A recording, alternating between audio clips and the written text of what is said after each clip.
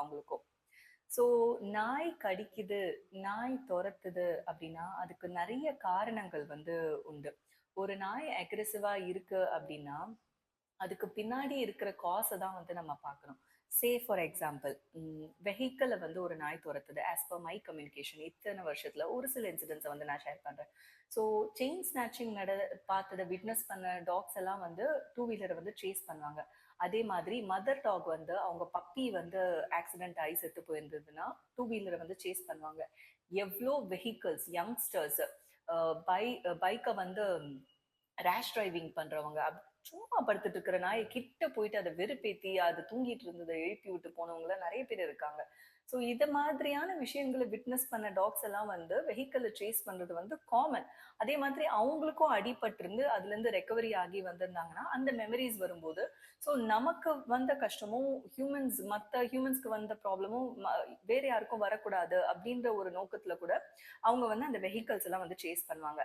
அதே மாதிரி அக்ரெசிவ்னஸ் பாத்தீங்கன்னா ஓவர் நைட்ல வந்துடாது. ஒரு நாய்க்கு அக்ரெசிவ்னஸ், ரெபிஸ் இருந்தா வர அக்ரெசிவ்னஸ் வந்து வேற. அது இல்லாம ஒரு நாய் வந்து கடிக்குது துரத்துதுன்னா சாப்பாடு அப்படிங்கிற ஒரு விஷயம் வந்து இருக்கு. நம்மளால ஒரு 10 நாள் சாப்பிடாம இருக்க முடியுமா? இல்ல ஒரு 10 பேரை ஒரு ரூம்ல வந்து ஹியூமன்ஸை சாப்பிடாம அடைச்சு வச்சா என்ன ஆகும்? அதை தான் அவங்களும் பண்றாங்க. சோ இப்போ ஒரு ஸ்ட்ரீட்ல வந்து 4 டாக் இருக்காங்க, அந்த 4 டாகுமே ஆப்ரேட்டட் அப்படின்னா கண்டிப்பா அந்த ஸ்ட்ரீட்ல ஒரு அனிமல் லவர் இல்ல 2 அனிமல் லவராது இருப்பாங்க. இல்ல ஏதாவது பக்கத்துல ஃபீடர் இருப்பாங்க. அவங்களுக்கு வந்து அந்த 4 டாகை மெயின்டைன் பண்றது வந்து ஈஸியா இருக்கும். அதே இடத்துல வந்து 10 டாக் இருக்கு இல்ல 15 டாக் இருக்கு.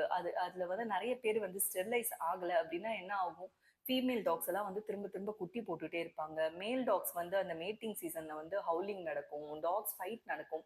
இதெல்லாம் வந்து ரொம்ப ஒரு காமனான விஷயம். ஸோ ஸ்டெரிலைசேஷன் பண்றது, வேக்சினேட் பண்றது அப்படிங்கிறது யாருடைய ரெஸ்பான்சிபிலிட்டி?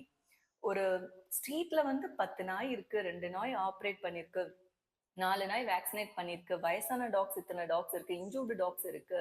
ஸோ அப்படிங்கிற சர்வே வந்து யார்கிட்ட இருக்கிறோம்? ஆனா ஒரு ஒரு அனிமல் ஃபீடர்ஸ்க்கும் அனிமல் ரெஸ்கியூவர்ஸ்க்கும் தெரியும் அவங்க ஸ்ட்ரீட்ல எத்தனை டாக்ஸ் இருக்கு, இல்ல அவங்க எத்தனை டாக்ஸுக்கு வந்து பாத்துக்கிட்டு இருக்காங்க அவங்க ஏரியாலன்றது ஒரு ஒரு அனிமல் லவர்ஸ்க்கும் தெரியும். ஒரு டாக் மிஸ் ஆனாலும் இல்ல ஒரு டாக் வந்து புதுசா வந்தாலுமே அவங்க சொல்லுவாங்க, இந்த டாக் இங்க இருந்து வந்துட்டா, எப்படி வந்தா